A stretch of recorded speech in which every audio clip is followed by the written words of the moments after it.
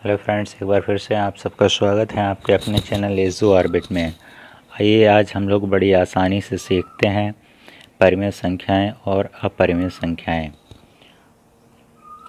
वे संख्याएं जिनको p/q के रूप में लिखा जा सके उसको हम परिमेय संख्या कहते हैं।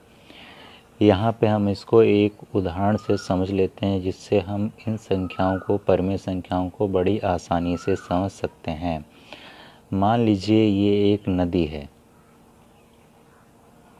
मान लीजिए ये एक नदी है और नदी का जो वाटर लेवल है उसके वाटर लेवल से नदी के साइड में किनारे पर एक 10 मीटर ऊंची इमारत बनी है, बिल्डिंग बनी है। एक 10 मीटर ऊंची बिल्डिंग बनी है तो उसको हम इस तरीके से लिख सकते हैं कि बिल्डिंग 10 मीटर ऊंची है।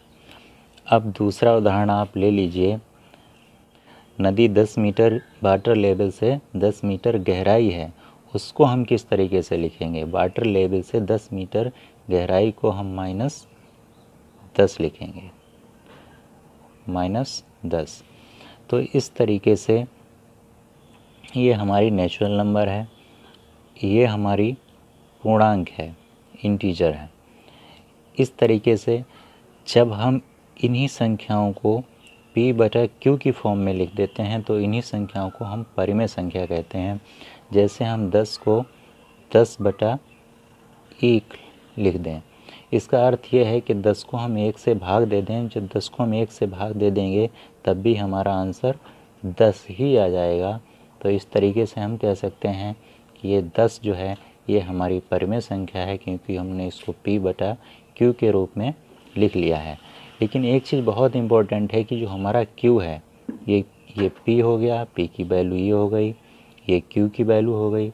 ये जो हमारा q है वो q हमारा इक्वल नॉट जीरो नहीं होना चाहिए, जीरो के बराबर नहीं होना चाहिए, बल्कि ये जीरो से बड़ा होना चाहिए। जैसे यदि हम इसी को अगर इस तरीके से लिख दें, 10 को 10/0, तो जीरो से जब हम 10 को भाग देंगे, डिवाइड करेंगे, तो यहाँ पे ये हमारा अनंत आ जाएगा, अनंत आता रहेगा। तो इस तरीके से ये संख्या हमारी परिमेय संख्या नहीं है, क्योंकि यहाँ पर जो q है p/q, q जो है वो जीरो के बराबर है और ये जीरो के बराबर नहीं होना चाहिए, बल्कि जीरो से बड़ा होना चाहिए। अब इसको हम एक और टेबल के ज़रिए बड़ी आसानी से समझ सकते हैं। इस चीज़ को हम इस टेबल के ज़रिए बड़ी आसानी से समझ सकते हैं। मान लीजिए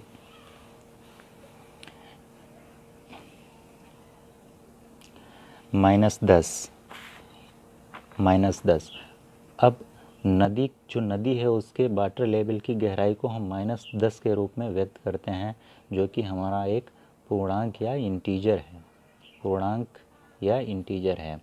और इसी तरीके से जैसा कि हमने ऊपर सीखा है कि नदी के तट के किनारे यदि 10 मीटर ऊंची बिल्डिंग बनी हुई है तो नदी के वाटर लेवल के 10 मीटर ऊंची बिल्डिंग बनी हुई है, तो इसको हम इस तरीके से 10 के रूप में लिख देते हैं, जो कि हमारा एक नेचुरल नंबर है, तो इस तरीके से जीरो हमारा क्या है? जीरो हमारा होल नंबर में आता है, तो ये भी हमारा एक पूर्णांक है। जीरो को भी हम पूर्णांक कहते हैं।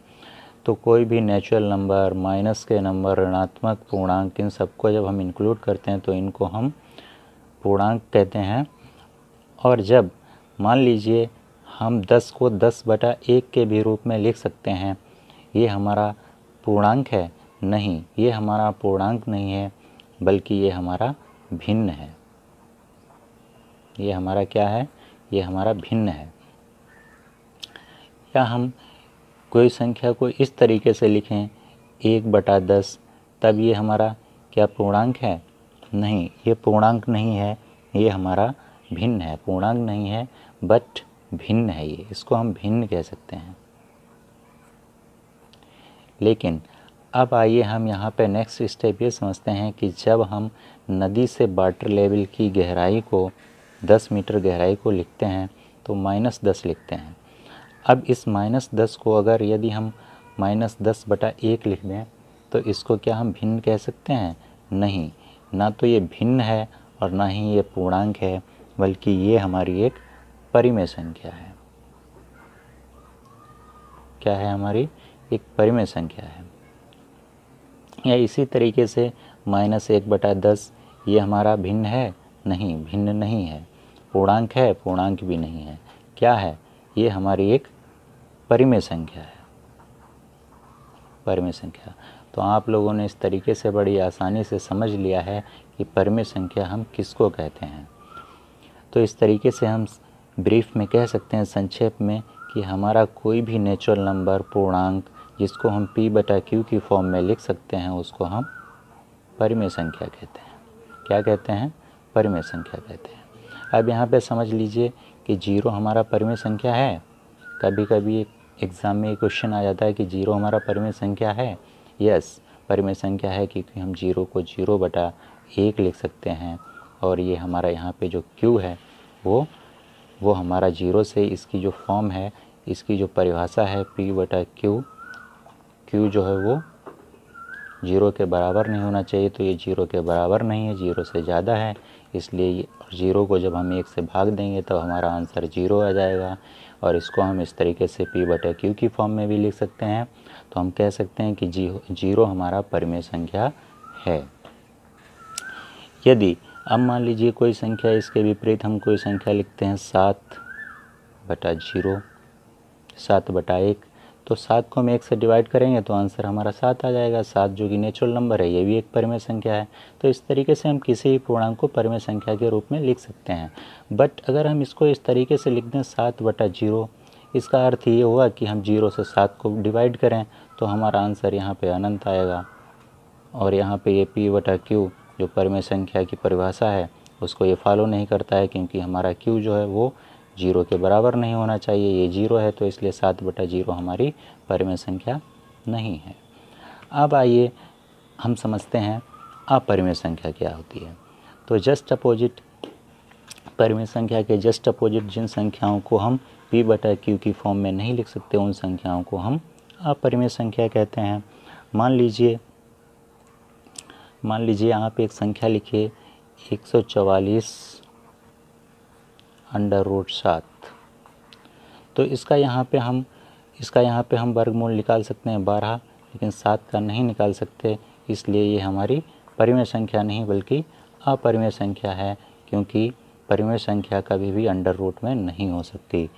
नेक्स्ट उदाहरण में एक और उदाहरण समझ लेते हैं कि यहाँ पे कभी कभी इस तरीके से एग्ज़ाम में क्वेश्चन आ जाता है कि √4 × √2 ये हमारी परिमेय संख्या है कि अपरिमेय संख्या है। जब इसको हम मल्टीप्लाई करते हैं तो ये हमारा आता है √4 दूनी 8। और जब इसको हम सॉल्व करेंगे तब हमारा ये आ जाएगा √2/1। तो ये हमारी अपरिमेय संख्या है। परिमेय संख्या कभी भी अंडर रूट में नहीं हो सकती। कभी कभी ये क्वेश्चन एग्ज़ाम में मोस्टली पूछ लिया जाता है कि पाई हमारा परिमेय संख्या है या अपरिमेय संख्या।